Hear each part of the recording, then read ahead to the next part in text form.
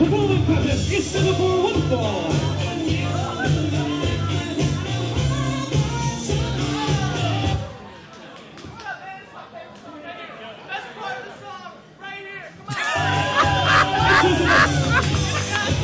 Ladies and gentlemen, 175 pounds, wrestling out of Whiskey Valley on the Sunset Strip, Aiden Vale!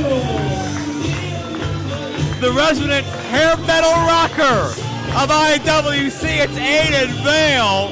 Been a few months since we've seen him, looking to make an impact in his in-ring return. We've seen him as part of a tag team, We Are Rockstars. We've seen him compete for every IWC championship, but a tall order here tonight.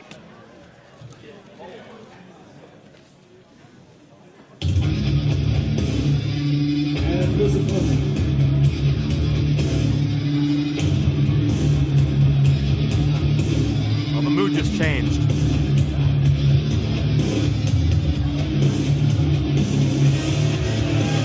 He weighs in at 225 pounds, from the broken mirror, Krimson. He is the embodiment of evil. He's not here for wins and losses. He's not here to further his career. He's here to spread his path of destruction and misery. Krimson already did that. At Reloaded, the reset button put him in a four-way Super Indy title match. After making quick work of Brian Bowers, Krimson completely ruined the matchup between the two remaining athletes, Facade and Andrew Palace, with the use of that poisonous red mist from his mouth. A great competitive contest was marred in controversy, and Krimson couldn't have been happier. We have not heard from Facade since he was misted by Krimson. We hope that he's healthy. We hope that he's on the comeback trail. But Facade, one of the most prolific and long-standing members of this organization, has been strangely silent for some 6 weeks, thanks to that macabre man in the ring right now.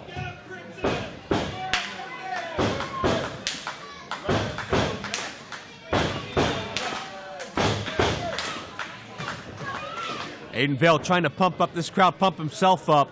You have to. What goes through your mind when you look across the ring and you see an intimidating entity like this? This is the visual manifestation of a hatred that's been building inside of Krimson for many, many years. A divorce from his wife. A family that won't speak to him. A career that has watched his friends attain higher aspirations and higher success than he has. Krimson came up in the same region as Bobby Roode, Eric Young, Alex Shelley, Rhino, and many others. They've gone on to global stardom. Krimson hasn't. It's made him very bitter. He's taken it out on many innocent victims.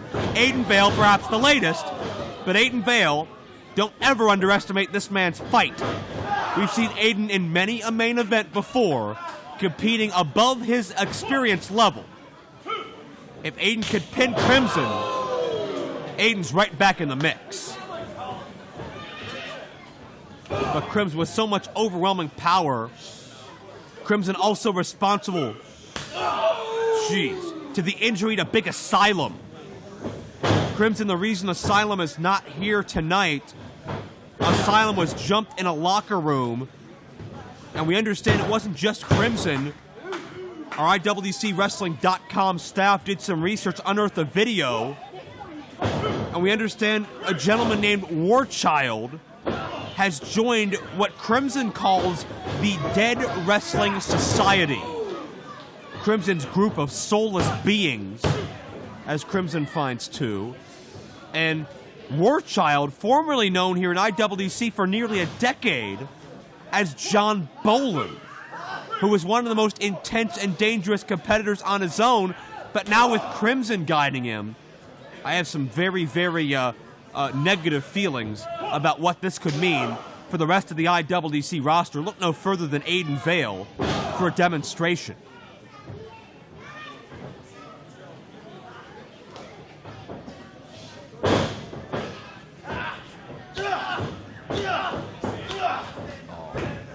Aiden in big time trouble.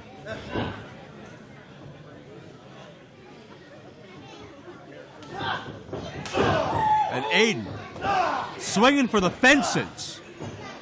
Whatever he can do here. But Krimson has controlled every aspect of this match. God, Krimson drops Aiden down. He hit forehead first. There's a near fall.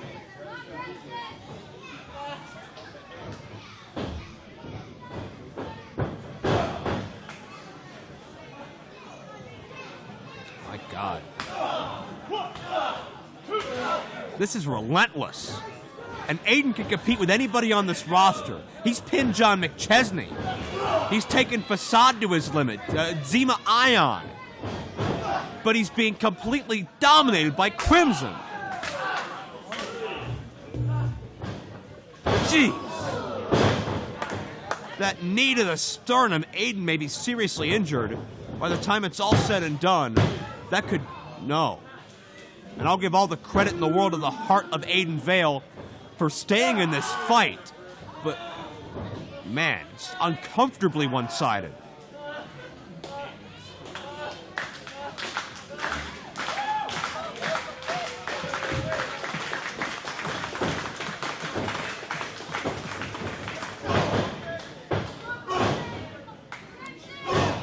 Aiden fights his way free.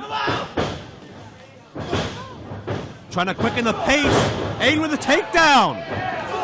There you go. This kid will never stop fighting. Drop kick. Standing moonsault. Aiden with an upset. 2-0.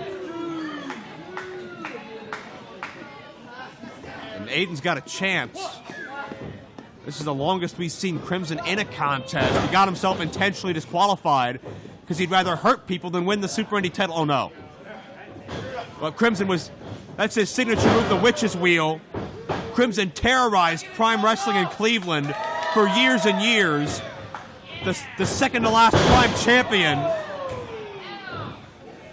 And that was from the ground up. Aiden with an overhead neckbreaker, though. Aiden comes close, man. 5 minutes gone by this contest. 5 minutes. Krimson started at the very bottom there. He was champion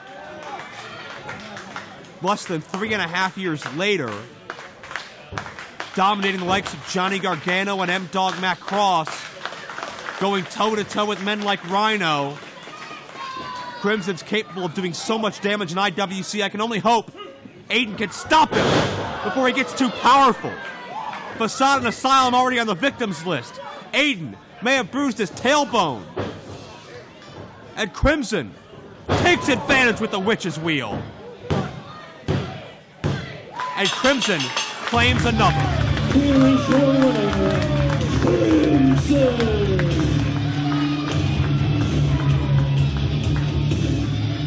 He says he is Krimson, like the mask. And the embodiment of evil, with another soul to his record book. And this is uncomfortable. George William Russell once wrote, "To think how thin the veil lies between the pain of hell and paradise." Well, tonight, the veil was lifted. I am here to break your hearts. I am here to kill your idols. Michael Facade, Asylum, you were just the beginning. The hearts of darkness are assembling and beating for one purpose, and that purpose is to dominate professional wrestling. IWC, your time has come. We are the fallout siren for a man who cannot hear. We are the warning sign for a man who cannot see. We are that last second on that ticking time bomb. We are the Dead Wrestling Society.